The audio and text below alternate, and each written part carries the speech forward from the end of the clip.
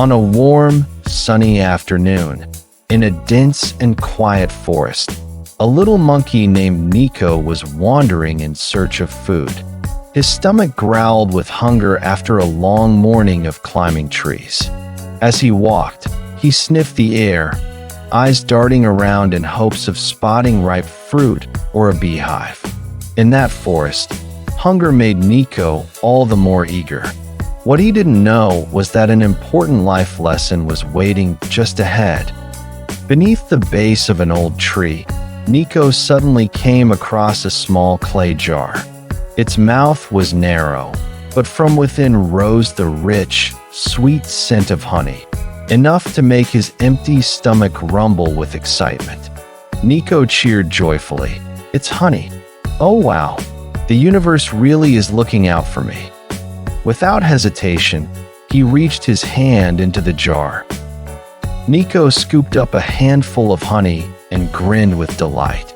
But when he tried to pull his hand out, he couldn't. His hand was stuck tight inside the small jar because he refused to let go of the honey. The harder he pulled, the tighter the jar clamped down. Sometimes what holds us back is exactly what we're holding onto too tightly. Niko tugged and squirmed, letting out frustrated grunts. Sweat poured down his face, which was now flushed bright red, but his hand was still stuck in the jar. Niko shouted, "I can't lose this honey. I have to get it out." Up in the tree, a squirrel hidden among the leaves peeked down and couldn't help but laugh. The squirrel climbed down, shaking his head with a chuckle, and said, "You just need to let go, and you'll be free. Why hold on so tightly?" Niko panted, "But I already have it. Letting go now would be such a waste." We often cling to something because we think it would be a shame to let it go, and forget that freedom is worth even more. A flock of small birds flew overhead, chirping down to him. The world out there is big and full of even more honey.